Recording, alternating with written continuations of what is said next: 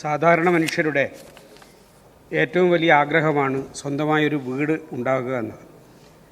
കഴിഞ്ഞ 8 വർഷക്കാലമായി അധികാരത്തിലുള്ള പിണറായി സർക്കാർ കേരളത്തിലെ സാധാരണക്കാരൻ്റെ ഏറ്റവും പ്രാഥമികമായ ഈ ആഗ്രഹം നിറവേറ്റാൻ ലൈഫ് മിഷൻ പോലുള്ള വിവിധ പദ്ധതികളിലൂടെ ശ്രമിച്ചുകൊണ്ടിരിക്കുകയാണ്.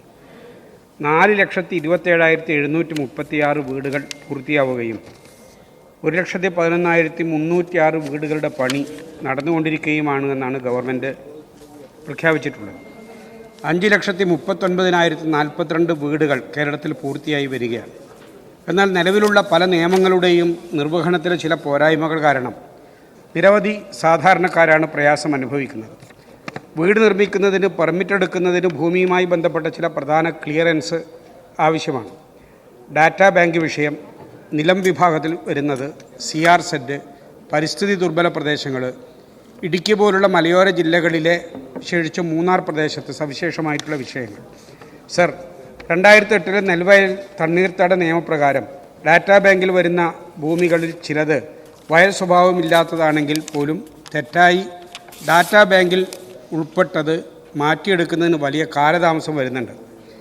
ഇതിൽ കൃഷി ഓഫീസറും നിലവിലുള്ള സ്ഥിതിയിൽ കൃഷി ഓഫീസറും വില്ലേജ് ഓഫീസറും ഉൾപ്പെട്ട സമിതിയുടെ കൂട്ടായ പരിശോധന നടത്തി റിപ്പോർട്ട് സമർപ്പിക്കണമെന്നതിൽ അവസാനത്തെ അമെൻമെൻറ്റ് പ്രകാരം കൃഷി ഓഫീസർക്ക് അധികാരം നൽകി ഇത് ക്രമപ്പെടുത്തുന്നതിന് വേണ്ടിയിട്ടുള്ള ശ്രമം നടക്കുകയുണ്ടായി.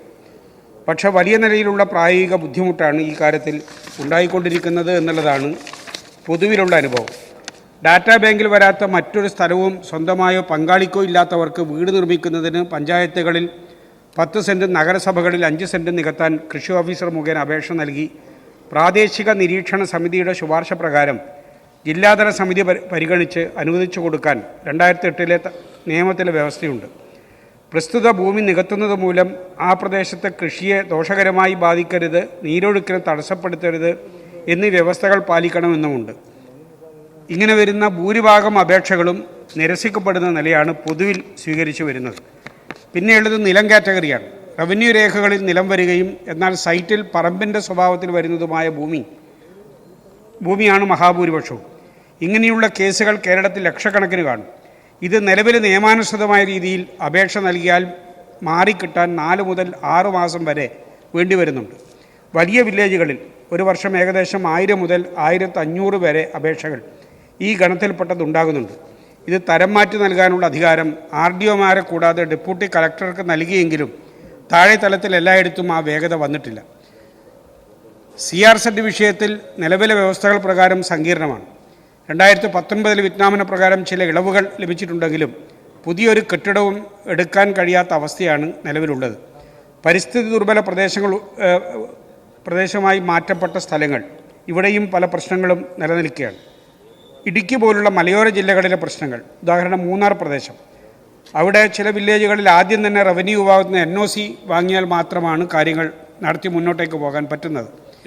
ഇതെല്ലാം ആത്യന്തികമായി ബാധിക്കുന്നത് സമൂഹത്തിലെ ഏറ്റവും താഴെക്കടയിൽ നിൽക്കുന്ന സാധാരണ മനുഷ്യരെയാണ്.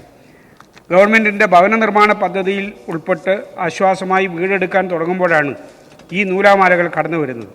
ഇതുമൂലം ആയിരക്കണക്കിന് മനുഷ്യരാണ് ബുദ്ധിമുട്ടുന്നത്. ആയതിനാൽ ഇതുമായി ബന്ധപ്പെട്ട എല്ലാ നിയമങ്ങളുടെയും അന്തസത്ത ചോരാതെ ഏറ്റവും പാവപ്പെട്ടവർക്ക് പല ഓഫീസുകളും കയറിയിറങ്ങി ബുദ്ധിമുട്ടാതെ ഒരു കൂര പണിയാൻ കഴിയുന്ന വിധത്തിൽ സംവിധാനങ്ങളിൽ ഇളവ് നൽകാൻ ആവശ്യമായ നടപടികൾ സ്വീകരിക്കണമെന്നാണ് ഈ ശ്രദ്ധ ക്ഷണിക്കലിലൂടെ മുന്നോട്ടേക്ക് വെക്കുന്നത്. സർ, അതീവ ഗൗരവമായ ഒരു പ്രശ്നമാണ് ബഹുമാനപ്പെട്ട അംഗം ഉന്നയിച്ചിരിക്കുന്നത്. സ്വന്തമായി ഭൂമിയുണ്ടായിട്ടും വീട് നിർമ്മിക്കുവാൻ അനുമതി ലഭിക്കുന്നതുമായി ബന്ധപ്പെട്ട് നിലനിൽക്കുന്ന കാലതാമസവും തടസ്സവാദങ്ങൾ ഉന്നയിക്കപ്പെടുന്നത് വഴിയും നമ്മുടെ നാട്ടിലെ സാധാരണക്കാർ നേരിടുന്ന വളരെ പ്രധാനപ്പെട്ട ഒരു വിഷയമാണ് ഉന്നയിച്ചത്. 2016 അധികാരത്തിൽ വന്ന LDF സർക്കാർ പാവപ്പെട്ടവന് അടച്ചുറപ്പുള്ള വീട് എന്ന സ്വപ്നം സാക്ഷാത്കരിക്കുന്നതിന് ആവിഷ്കരിച്ച ലൈഫ് പദ്ധതി രാജ്യത്തിനാകെ മാതൃകയായി മാറിക്കഴിഞ്ഞതാണ്. ഇതിനകം 4,27,000 പേർക്ക് വീട് വെച്ച് നൽകി. അതേസമയം സ്വന്തമായി ഭൂമിയുള്ളവർക്ക് അവർ ആഗ്രഹിച്ച പോലെ കയറിക്കിടക്കാനൊരിടം ഉണ്ടാകണമെന്നതും പ്രധാനപ്പെട്ടതാണ്. അതിന് കഴിയാത്ത വണ്ണം നെൽവയൽ നികത്തുന്നതിന് തടസ്സമായി നിലനിന്ന 2008 നെൽവയൽ തണ്ണീർത്തട നിയമത്തിലെ വ്യവസ്ഥയിൽ സർക്കാർ 2018 ഭേദഗതി കൊണ്ടുവന്നു. ഈ ഭേദഗതി പ്രകാരം ഡാറ്റാ ബാങ്കിൽ ഉൾപ്പെടാത്ത നിലം ഇനത്തിൽപ്പെട്ട ഭൂമിയുടെ വിസ്തീർണം 10 സെൻറ്റിൽ കവിയാത്ത പക്ഷം അവിടെ 120 ചതുരശ്ര മീറ്റർ 1291.67 ചതുരശ്ര അടി വിസ്തീർണമുള്ള വീട് നിർമ്മിക്കുന്നതിന് ഭൂമി തരം മാറ്റം ആവശ്യമില്ല. ഇത്തരം ഭൂമിയിലെ വീടുകളുടെ നിർമ്മാണത്തിന് തദ്ദേശഭരണ സ്ഥാപനത്തിൽ നിന്നും പെർമിറ്റ് ലഭിക്കുന്നതിന് ഒരു തടസ്സവാദവും ഉന്നയിക്കാൻ കഴിയില്ല. ഇത്തരം അപേക്ഷകളിൽ വീട് നിർമ്മാണത്തിനുള്ള പെർമിറ്റ് അനുവദിക്കുന്നതിന് ഭൂമി BTRൽ നിലമെന്ന് രേഖപ്പെടുത്തിയത് തടസ്സമാവില്ല എന്ന് ഉറപ്പുവരുത്തുന്നതാണ്. അതുപോലെ 5 സെൻറ്റ് വരെയുള്ള ഭൂമിയിൽ 40 ചതുരശ്ര മീറ്റർ 430.56 ചതുരശ്ര അടി വരെ വിസ്തീർണമുള്ള വാണിജ്യ കെട്ടിടങ്ങളുടെ നിർമ്മാണത്തിനും പ്രസ്തുത നിയമത്തിലെ 27A വകുപ്പ് പ്രകാരം തരംമാറ്റൽ ആവശ്യമില്ല. കെട്ടിട നിർമ്മാണ അപേക്ഷയോടൊപ്പം നിർദ്ദിഷ്ട ഭൂമി ഡാറ്റാ ബാങ്കിൽ ഉൾപ്പെട്ടതല്ല എന്ന സാക്ഷ്യപത്രം ബന്ധപ്പെട്ട തദ്ദേശ സ്ഥാപന സെക്രട്ടറി മുൻപാകെ സമർപ്പിച്ചാൽ മതിയാകും. മേൽപ്രകാരമുള്ള ഇളവ് ലഭ്യമാണ് എന്നറിയാതെ തരംമാറ്റത്തിനായി അപേക്ഷകർ റവന്യൂ അധികാരികളെ ഇപ്പോഴും സമീപിക്കുന്ന നിലയുണ്ട്. അത്തരം അപേക്ഷകൾ പരിശോധിച്ച് മേൽപ്പറഞ്ഞ ആനുകൂല്യം അവർക്ക് ലഭ്യമാണ് എന്നത് തങ്ങളെ സമീപിക്കുന്ന അപേക്ഷകനെ അറിയിക്കുകയാണ് കൃഷി, തദ്ദേശ സ്വയംഭരണം, റവന്യൂ വകുപ്പുകളുടെ ഉദ്യോഗസ്ഥർ ചെയ്യേണ്ടത്. പലപ്പോഴും ഇതിന് തയ്യാറാകാത്ത സ്ഥിതിയുണ്ട്. ഇക്കാരണത്താൽ 2018 നെൽവയൽ തണ്ണീർത്തട നിയമത്തിൽ ഭേദഗതി വരുത്തിയതിൻ്റെ ആനുകൂല്യം ജനങ്ങൾക്ക് അനുഭവവേദ്യമാകുന്നില്ല. അപേക്ഷകൾ സ്വീകരിക്കാതെയും വസ്തുതകൾ മനസ്സിലാക്കാതെയും ഉദ്യോഗസ്ഥർ വരുത്തുന്ന കാലതാമസം കാരണം നിരവധി പേരാണ് ഒരു ചെറിയ വീട് പണിയുന്നതിനു വേണ്ടി ഈ ബുദ്ധിമുട്ട് അനുഭവിക്കുന്നത്. ഇത് ഉദ്യോഗസ്ഥ തലത്തിൽ വരുത്തുന്ന ഗുരുതരമായ അനാസ്ഥയായി മാത്രമേ കാണാൻ കഴിയൂ. മേൽപ്രകാരമുള്ള ആനുകൂല്യങ്ങൾ നിലവിലുണ്ട് എന്ന കാര്യം പൊതുജനങ്ങളുടെ ശ്രദ്ധയിൽ കൊണ്ടുവരുന്നതിന് ആവശ്യമായ നടപടികൾ സർക്കാർ സ്വീകരിക്കുന്നതാണ്. നിലവിൽ ബന്ധപ്പെട്ട വകുപ്പുകളിൽ അപേക്ഷകൾ കെട്ടിക്കിടക്കുന്നുണ്ടെങ്കിൽ അത്തരം അപേക്ഷകൾ അടിയന്തരമായി തീർപ്പ് കൽപ്പിക്കുന്നതിനാവശ്യമായ നടപടിയും സ്വീകരിക്കുന്നതാണ്.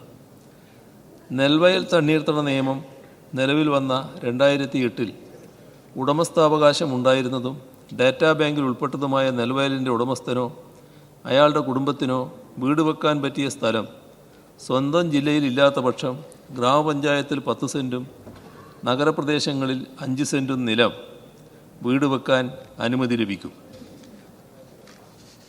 വേറെ വീടില്ലാത്ത ഒരു കുടുംബം സ്വന്തം ആവശ്യത്തിന് വീട് വെക്കാൻ ഡാറ്റാ ബാങ്കിൽപ്പെട്ടാലും നെൽവയൽ തണ്ണീർത്തട പരിധിയിൽപ്പെട്ടാലും ഗ്രാമപഞ്ചായത്തിൽ 10 സെൻറ്റും നഗരത്തിൽ 5 സെൻറ്റും സ്ഥലത്ത് വീട് വെക്കാൻ പഞ്ചായത്ത് നഗരസഭ അനുമതി നൽകേണ്ടതാണ്. സർ, ഞാൻ ഒന്നുകൂടി ആവർത്തിക്കുകയാണ്. ഇത് നമ്മുടെ കേരളത്തിലെ എല്ലാ തദ്ദേശ ഭരണ സ്ഥാപനങ്ങളിലെയും ഉദ്യോഗസ്ഥർ, ഇത് കൈകാര്യം ചെയ്യുന്നവർ പ്രത്യേകം ശ്രദ്ധിക്കേണ്ട കാര്യമാണ്.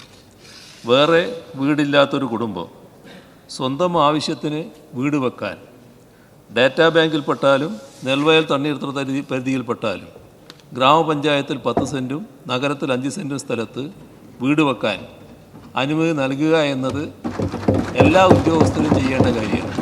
തദ്ദേശ ഭരണ സ്ഥാപനങ്ങളിലെ ഉദ്യോഗസ്ഥർ പ്രത്യേകം ശ്രദ്ധിക്കേണ്ട കാര്യമാണ്. അത് അവരെ മടക്കാൻ പാടില്ല.